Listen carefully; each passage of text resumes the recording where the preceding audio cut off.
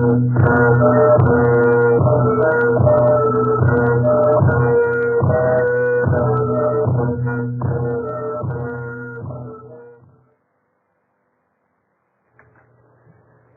India Radio Info Medium Wave Meter Zathum Somli Point Cut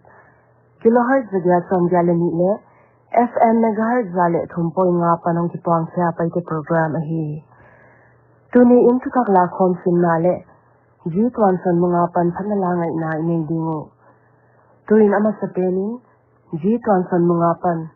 Topa Nani Na Chila Ingay Dingo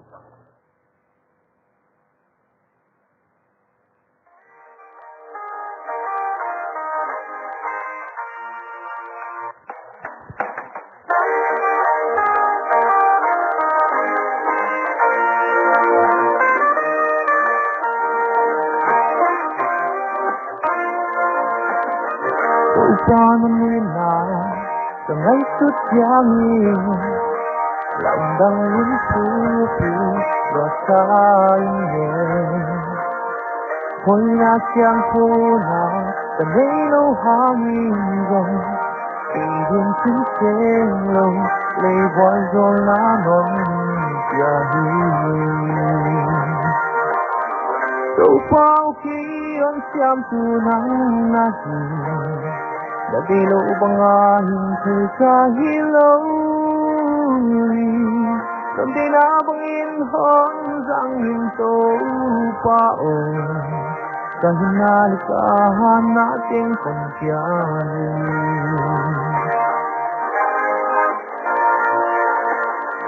đâu qua hôn tiếng hôn cả hình na hôn na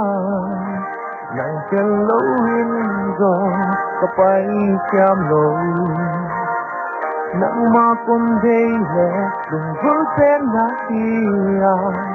nàng tôi ít con chàng ta hay na bướm hoa hoa hi đâu bao khi ông chạm tu nắng na hi đã đi lâu bằng anh thì cả hi lâu không đi nào bằng yên hơn rằng mình tôi bao rằng na lịch cả na tiếng còn dài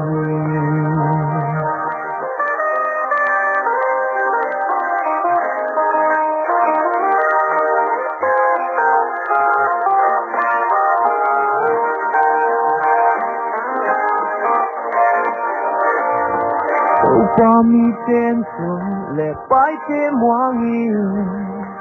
mi hao mi gian tên muang ma lệ cây đêm tô pa nắng cả hậu na kia cả bằng kính lệ cả muan na tô pa nắng na hi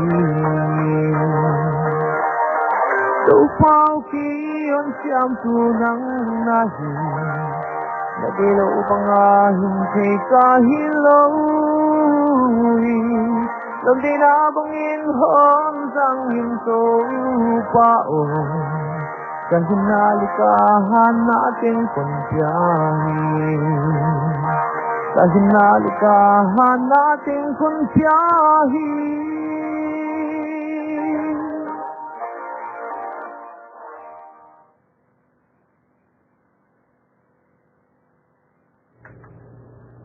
All India Radio Info Thakla.com asin tu nen biang moi dite Manipur State Sarkar in Naset na khen khatia lockdown akha ko to kitonin Indian Railways in Ziribam Imphal Railway Line Naset na April ni som ni khata panin sunzom non kilometer zale soma South Hill Railway Project ahile Malso Biala Railway Network kekle nadinga apaisa kumsang ni legiat apan patin anom tahi Center in Stateและ Union Territories เต็งจางะ TB Rate at Kolma Sunzam Building in Thaisak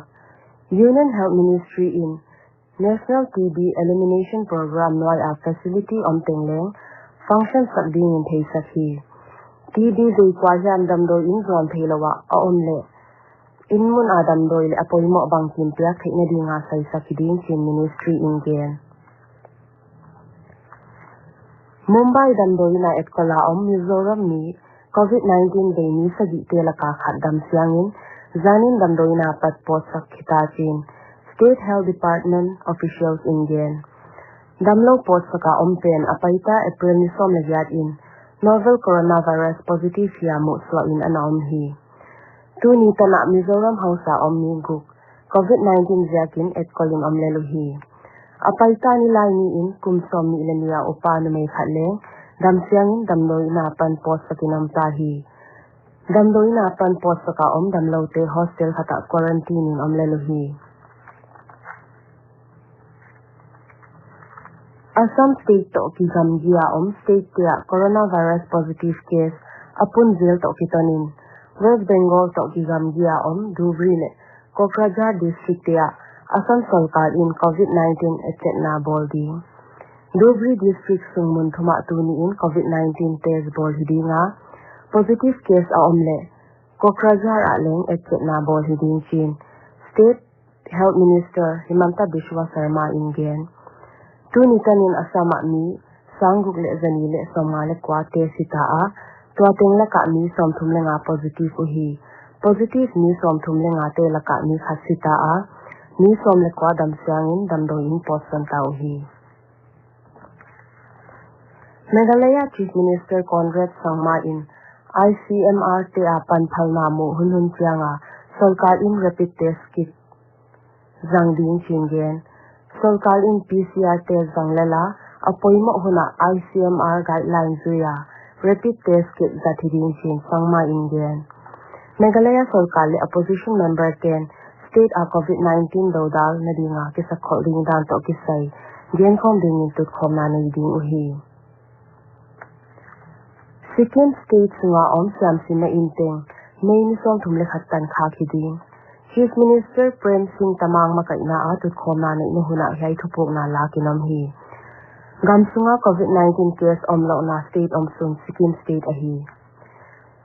tuni National Panchayati Raj Day ahi to kitonin Prime Minister in Gram Panchayat Development Plan State Gel Khol Lading Gram Swaraj portal le mobile app songkhya gamsunga COVID-19 case sangsom le thumle zali le somale ni phata jaina nazia ka si ni jasagi le som ni le thumpha a damsiang a damdo in person ni sangli le jagya le som le thum omta hi New Delhi a thak saite to ki mu khom na hula Health Ministry official in apaisa ni som ni le gya sunga district som le nga a case thak mu hilawa apaisa ni som le li a pantu ni tana gamsung district som gyata case thak mu hilaw chin gen Prime Minister Narendra Modi in radio tungtona athugian na hun Man Ki Baat program episode somguk le lina Jinchiang in All India Radio le Doordarshan Network tinga khakya kinonding dunia dinga thak la khom isin sa kheu hai teng ahi upalamte COVID-19 apan ki vending dan feeding ina omin ina mi hong ki mu piken alo thelo hi le meter khatin ki gamlaun na khut le mai abang ki min sabon to sil siang gi ge na khu ahi ke la ha the chen na bana ahi ke le tissue paper ahi ke le romolin ki dalin na zo chen tissue paper pain la na dial neu so pa in ina ki huan an le me alum lain nen la imon hat na ding in thei tui bol tom donin ko ul pot sakin la mitsi sain tu di de in naram doi negi ge in na kyanga omlo tanaute lomte to ki hoin la akun le in kwante panti na to video call in ki ho zelun mit al le khuksin he dingel sa a omle khol phatin na khoi khang na mun te pe ma disinfectant na dal na dam do in ha syang gi ge na dam the na enzelin khosi khu na khak sana ne nge nge le kin takin ki et kol na mun nai pen nai pa in la khon na hil bang bang uin hi lo ding te na khut sunga hi ke le mai hum lo in khu le ha thai ken khosik le khu mi te to kinai ken na mit mai nak le khoi ken dam lo te kyanga om ken nang thuin dam doi ne ken natanaw le lom te to khut kilen in le ki pom to ken ki check up din dam doi na ho ken alo thilo hi le phone tung to nin dongen mi pi om khom na a ho ken alo thilo hi ke le ina pan pot ki ken tuina bana ji twanson munga panin to pa huntengin sila ingai non dingo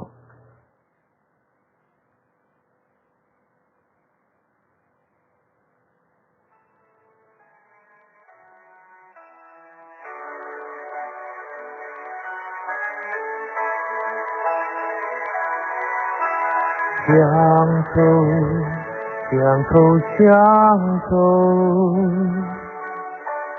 đâu qua là xiang thâu hi na ôm na phiền tiêu dòng đâu qua xiang thâu hi nắng na xiang thâu vắng đâu qua hồn xiang saki đâu qua nắng con phát hi cũng thân na hồn sang in đâu qua nắng đi hồi nó khát rong cần thấy lâu hơn cùng thân na hôn sang in châu pha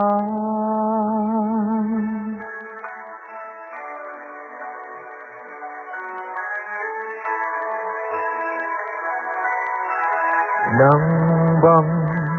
ít na lắm đắng đâu qua đang ôm lâu ít na adin đâu qua nang kia na hi non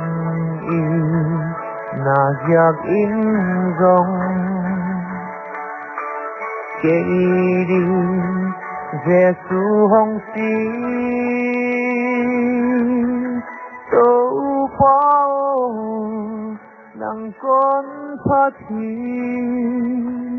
công thân na hồn sang in châu pha nắng đi hồi nó khát rong cần thấy lâu hơn công thân na hồn sang in châu pha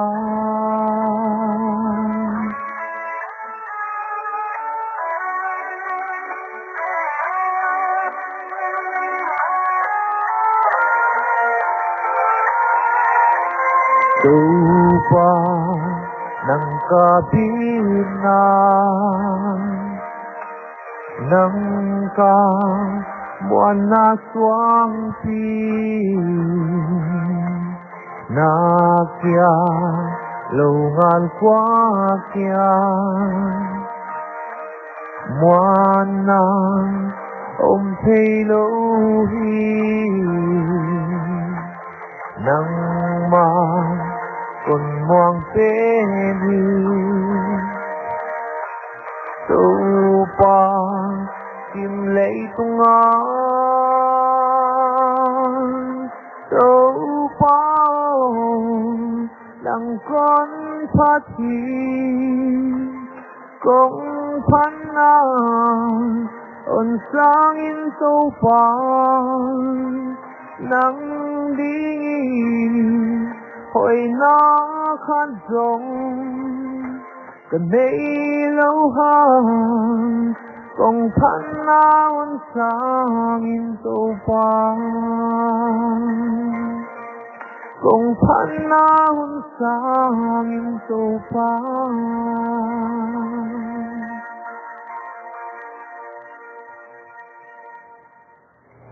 Ji tuan son mga panmain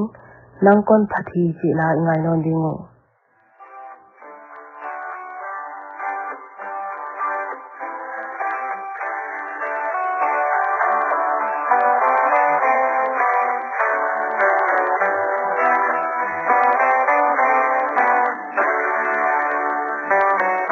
đâu qua hun trên con ngài gì nắng lâu in xin dấu kề nắng trên lâu hoa in ca sông cha lúc ngày năn lê hấp sân nàn tiên bóng đâu qua ô hôn lê ninh hòn tim kanun tatung tengi na di banga kahin thina na siang thâu băng hân siang sakin no nang din kong chi tia hi tâu qua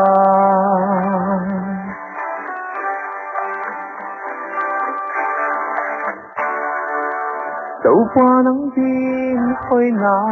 ngày keng cắt xem nó tiếng tiếng rồng đi tê bóng ngã xem na tin na cần ngày lâu hang nang din hân căng hi ân sang in khôn phong nhìn sâu pha na đi bóng ngã hindi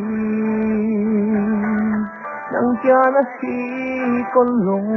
gulte nang kia na hi ka khil na hon siang sa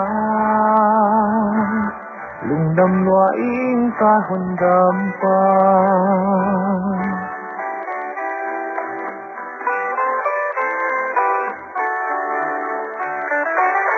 nang din cầm hoan khoai tôn tung ta đi bằng tiếng hân tung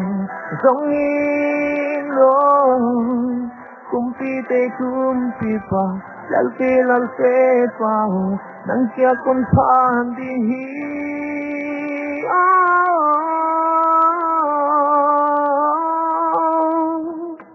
tu pa nang din hoi na ngày keng cắt xiêm na tiếng tiếng rồng đi tê băng ngã xiêm na tin la can nê lâu hang in nang din hon sang hi hon sang in hon pom din to pa na di băng ngã hindi nang kia na hi con lung gulte nang kia na hi ka khil na hon siang sa lung dam loa in ka hon dam pa lung dam loa in ka hon dam pa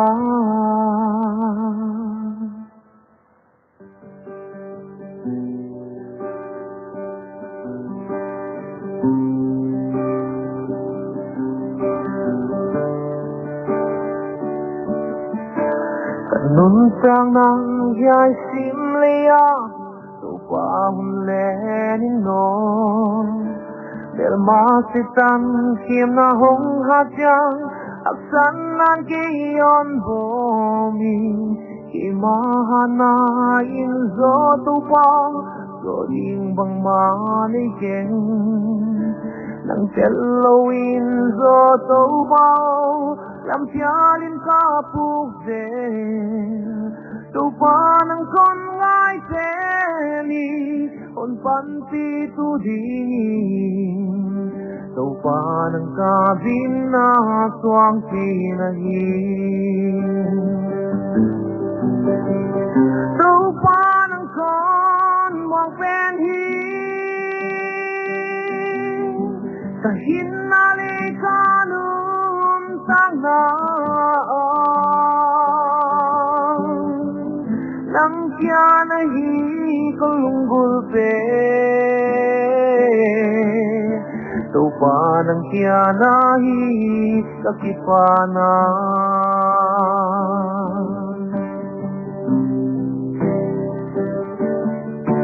nong dei bangang ka hin som piang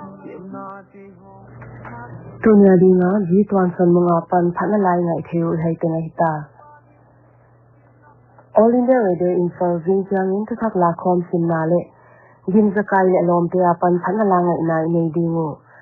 tunya tak lam dak li le minute som mi gin to kitanin ihuna beita munchi a paite program ngai teng teng om nom le mang pha